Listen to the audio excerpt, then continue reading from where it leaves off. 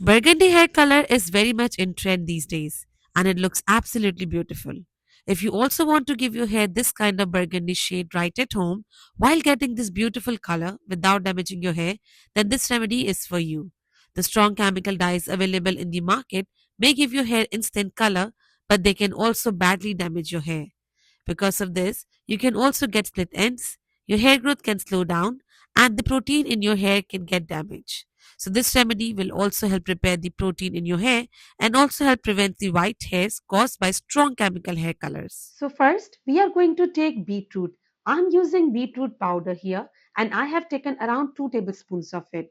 If you don't have beetroot powder, no problem. You can also use fresh beetroot.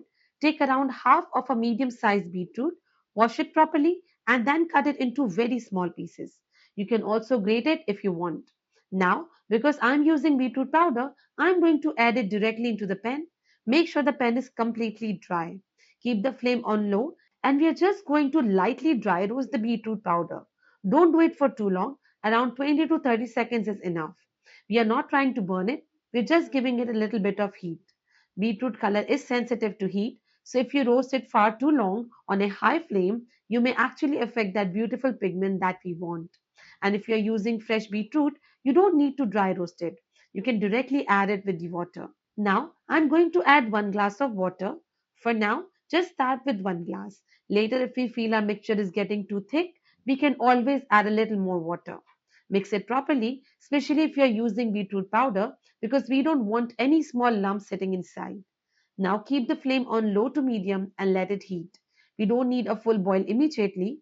First, give the beetroot some time to mix properly into the water. And while this is heating, let me tell you one very important thing. If your hair is completely black, don't expect one application to suddenly give you bright burgundy hair. On very dark hair, burgundy will usually be more visible when the light hits your hair. But if you have gray hair, white hair, or your hair is already a lighter brown, obviously the color can show much more. Now, our beetroot water is getting nice and hot. At this stage, we are going to add rice. You can see how much rice I have taken here. One important thing, I'm not taking rice straight from the packet and adding it. I washed this right the night before and then allowed it to dry it completely before using it today. Now add the rice into our beetroot mixture. Why are we adding the rice? Because as the rice starts cooking, it will release some starch. That starch will slowly make our mixture a little thicker and it will also help the final remedy coat the hair better. Rice can also help the hair feel smoother and softer later. Now let this cook for a little while on the low to medium heat. When our final remedy is ready, especially if you have gray hair, don't just take the whole mixture and put it randomly all over your hair. Make small sections. Start from the areas where you have the most gray hair, usually the front, temples, and the roots. You want every section to be properly covered. Because if the gray strands underneath are missed, later you may feel that the color came out uneven. Now, coming back to our remedy, you will notice the rice is slowly starting to soften and the water is also getting this beautiful deeper beetroot color. Now, the next thing we are going to add is the purple onion peel. I'm using the peel of a purple onion here. Just make sure your onion peel is clean. Obviously, if it looks dirty, spoiled, or moldy, do not use it, please. And if you don't want to use the peel itself, you can also take a little bit of the purple onion, cut it into small pieces, and then add that instead. Purple onion, especially its peel, naturally contains plant pigments and antioxidant compounds. And that is why I'm adding it to this remedy. But don't think that onion peel alone is going to turn white hair to burgundy. Our main color step is still coming at the end. Now mix everything and let it cook a little more. Next, we are going to add fenugreek seeds. I'm taking around 1 tablespoon of fenugreek seeds here. When fenugreek cooks in the water, it slowly starts giving this slightly slippery texture. So it will help with the consistency of our final remedy and can also make the hair feel more conditioned. Now let this come to a boil. But you don't need a very high flame. Keep it on low to medium. After some time, you will notice that the mixture is not as watery as it was before. The rice is cooking, the fenugreek is hydrating, and our water is also reducing. So automatically, the mixture will start getting thicker. As soon as you notice it getting thicker, reduce the flame even more. Because at this point, if you keep the flame too high, the mixture can start sticking or burning at the bottom. If your hair is already very dry, bleached, chemically treated, or your hair absorbs color very quickly, Do a small strand test first.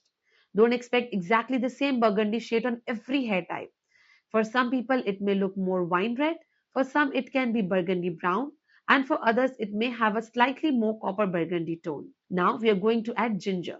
We don't need a lot of it, just a small piece around the amount you can see on the screen above. You don't even have to peel it.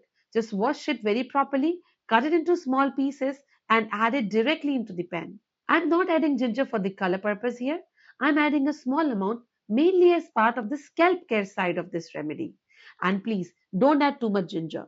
If you have a very sensitive scalp or ginger doesn't suit you or your skin, you can completely skip it. Now let this cook a little more. And next, we are going to add 1 tablespoon of flax seeds in it.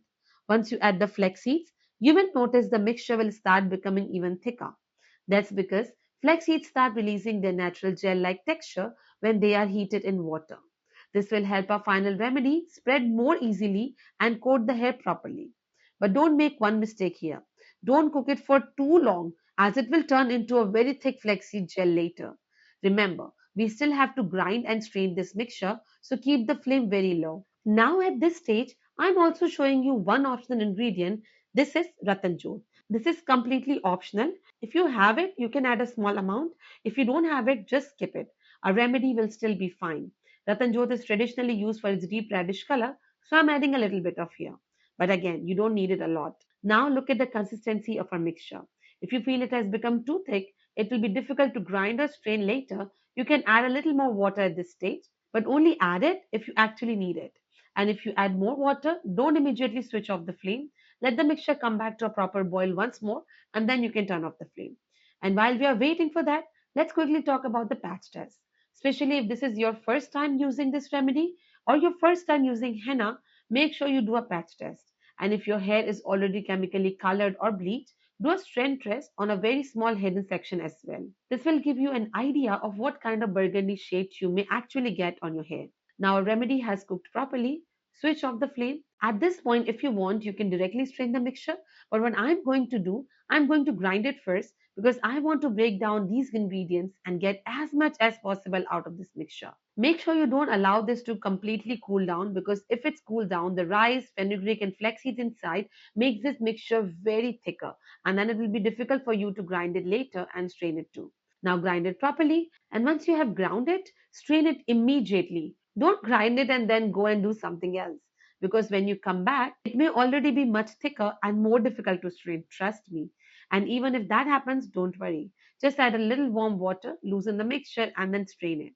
For straining, you can use a thin cloth or cheesecloth. If you don't have that, use a very fine strainer like the one I'm using here. If you want, you can double strain it too. My strainer is already very fine, so I'm using one, which is enough. Now look at this. As I am straining it, you can see the beautiful gel-like consistency coming through. All the solids are separating on one side and a smooth burgundy gel is coming through the other side. And don't immediately throw away the solids. If these ingredients suit your scalp, you can also make a hair mask for this.